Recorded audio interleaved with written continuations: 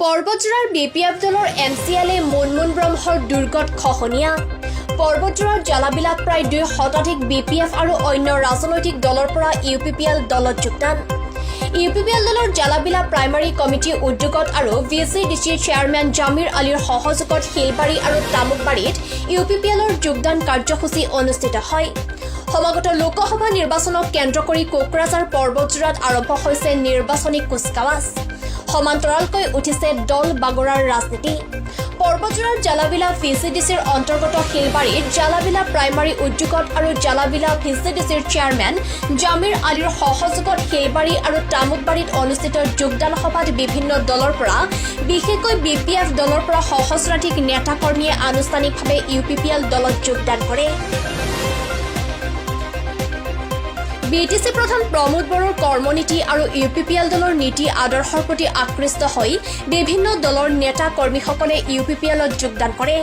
উক্ত সভাখনত উপস্থিত থাকে UPPL দলৰ পৰ্বতজোৰা জিলা উপসভাপতি জৱাহৰলাল ব্ৰহ্ম, পৰ্বতজোৰা জিলা সাধাৰণ সম্পাদক সেলিম আহমেদ খান, UPPL দলৰ যুৱ সংগঠনৰ কেন্দ্ৰীয় কাৰ্যনিৰ্বাহক বীৰদেও ব্ৰহ্ম, জ্বালাবিলা VCDC চেয়াৰমেন জমিৰ আলীকে ধৰি ভালে সংখ্যক দলীয় কৰ্মী।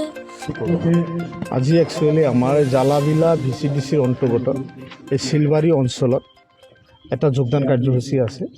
ইয়াত BPF আৰু কিছুমান বেলেগ ৰাজনৈতিক দলৰ লগতে কিছুমান নতুনকৈ যুৱকসকলে যিসকলে নতুনকৈ এইবাৰ নিজৰ ভোটাৰ তালিকাত নাম অন্তৰ্ভুক্ত সেই যুৱকসকলে আমাৰ দলৰ নীতি আদৰ্শ ভাল পায় তথা BTRৰ বৰ্তমানৰ চিফ প্ৰমোদ বড়ো ডাঙৰীয়াৰ চৰকাৰৰ যি কাম কাজ এই কাম কাজৰ প্ৰতি তেখেতসকলে আকৰ্ষিত হৈ আজি আমাৰ দলত তেওঁলোকে যোগদান কৰিব ওলাইছে আৰু তেখেতসকলে নিজে আমাক আজি তেখেতসকলে স্বইচ্ছাই যে আমি UPPLত যোগদান কৰিম, আহক আপোনালোকে আমাক যোগদান কৰি লওক।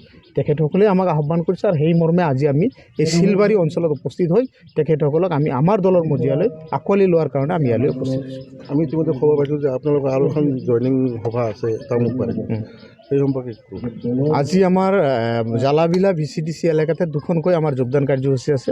এখন হৈছে শিলবাৰী অঞ্চলত, ইয়াৰ প্ৰায় 65 জন BPF আদি কৰি বিভিন্ন ৰাজনৈতিক দলৰ পৰা আমাৰ দলত যোগদান কৰিব আৰু অলপ পিছতে আমাৰ 3টামান বজাত আমাৰ জ্বালাবিলা VCDC অন্তৰ্গত তামুকবাৰী গাঁৱত আমাৰ প্ৰায় 100 জন BPF আৰু বিভিন্ন ৰাজনৈতিক দলৰ পৰা আমাৰ দলত আজি যোগদান কৰিব আৰু কি। ইতিমধ্যে দেখা গৈছে যে আচলতে পৰ্বতজোৰাখন BPFৰ দুৰ্গ বুলি কোৱা হয়। ইয়াৰ দুৰ্গত কি খহনীয়া আৰম্ভ হৈছিল?